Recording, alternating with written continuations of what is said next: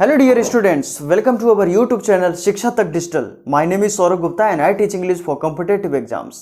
Dear students, आज मैं आपके लिए लेकर के आया हूँ मॉक टेस्ट नंबर 15 जिसे हमें सॉल्व करना है। और बाकी के अगर आपने मॉक टेस्ट नहीं देखे तो जल्दी से एक बार बाकी के मॉक टेस्ट भी देख लीजिए, क्योंकि ये मॉक टेस्ट जो मैं बना रहा हूँ ये पास्ट पेपर्स के मॉक टेस्ट हैं, यानी जो भी पहले हमारे एग्ज़ाम में ये क्वेश्चंस आ चुके हैं उन्हीं को मैंने यहाँ पे शामिल किया है। इसके अलावा मैंने एनडीए में भी जो क्वेश्चंस आए हैं उनको भी लिया है। तो बेसिकली क्या है, उस दृष्टिकोण से देखा जाए तो ये क्वेश्चंस बहुत इंपॉर्टेंट हो जाते हैं।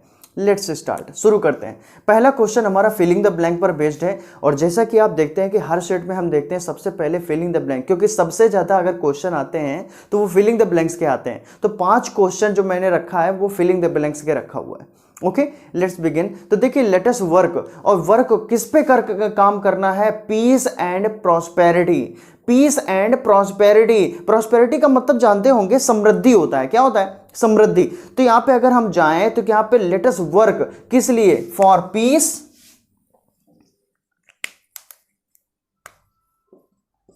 For piece and prosperity. तो यहां पे हमारा जो प्रीपोजिशन आ जाएगा वो क्या आ जाएगा? फॉर आ जाएगा। Is that clear?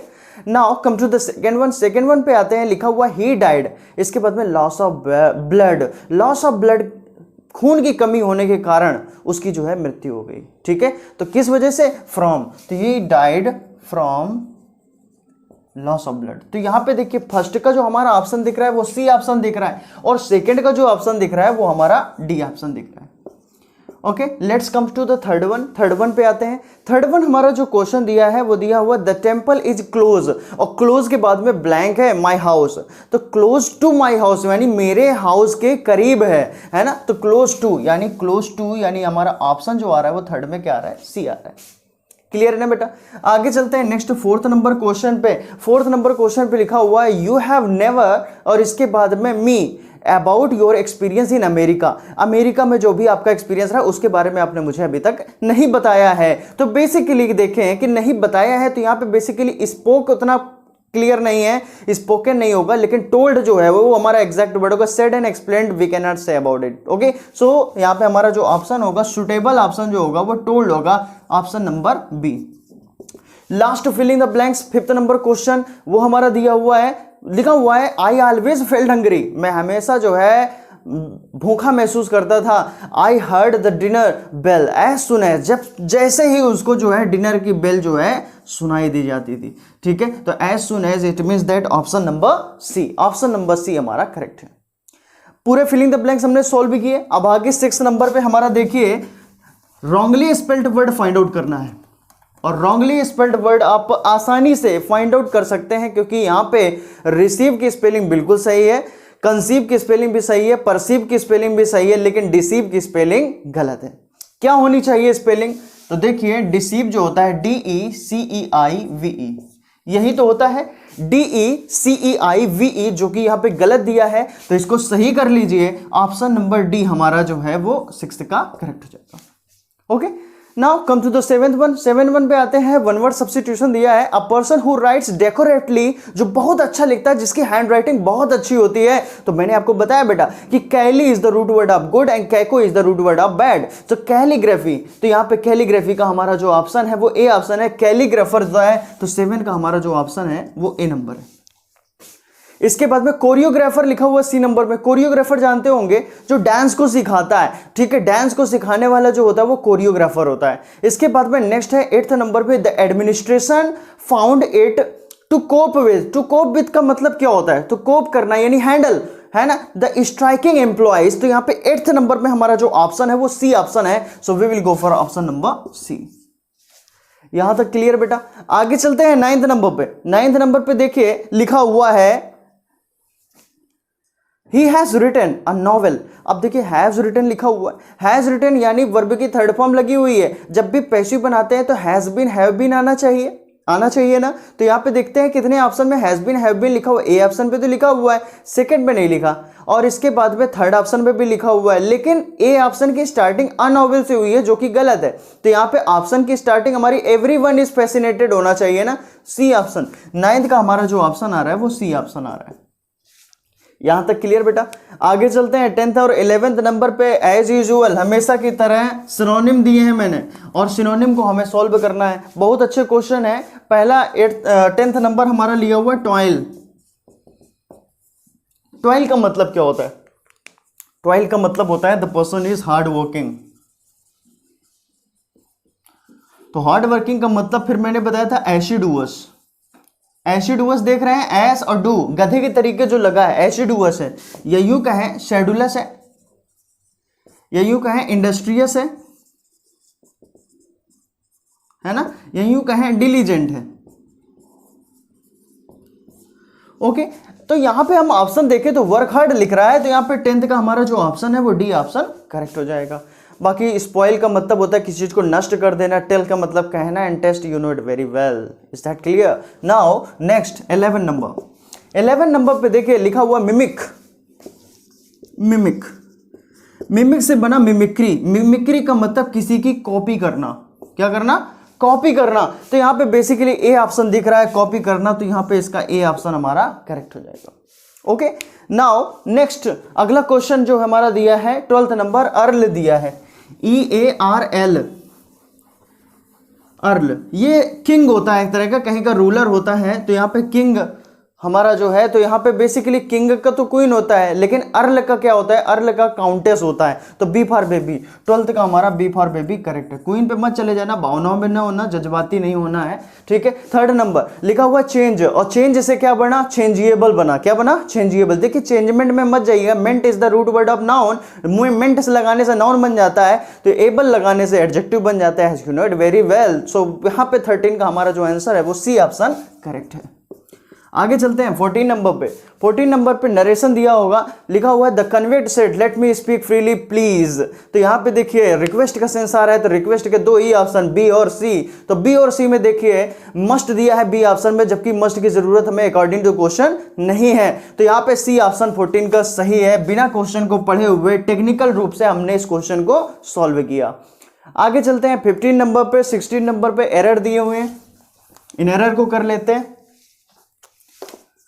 तो 15 नंबर पे दिया हुआ है imagine living with someone who never stops talk. देखिए जब भी आपको स्टॉप मिल जाए, क्या मिल जाए? स्टॉप। तो स्टॉप के बाद में हमारा जो आता है वो जीरेंड फॉलो होता है ना। इसी तरह से स्टार्ट होता है ना।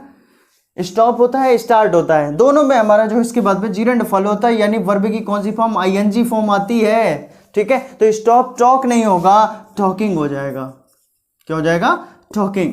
टॉकिंग। तो इट मींस दैट कौन सा ऑप्शन? C option. सो 15 का हमारा सी ऑप्शन करेक्ट है।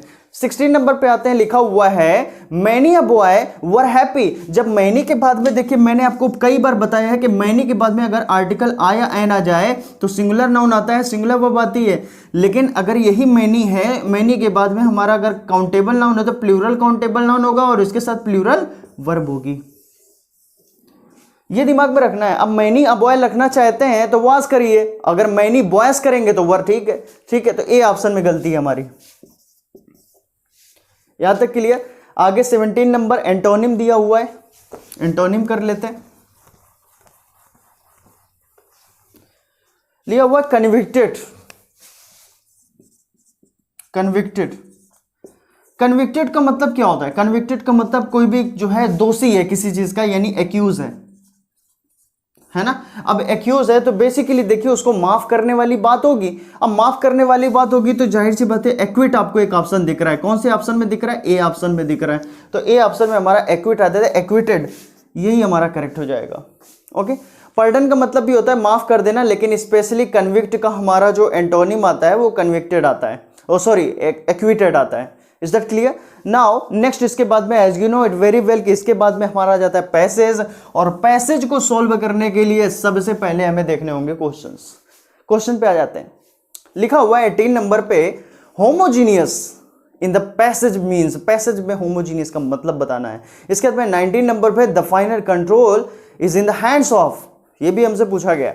20 नंबर पे है colleagues in the passage refers to. Colleague का मतलब क्या है?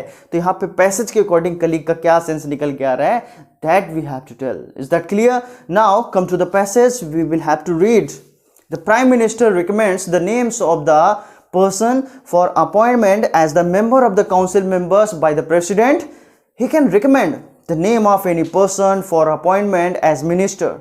Of course, he has to see the interest of many ministry so that it works in a homogeneous manner. Any minister who does not see eye to eye with the prime minister has to quit the council of ministers. The prime minister also advises the president on the allocation of portfolios to the members of the councils of ministers. He can give any department to any minister and thus keep control over them.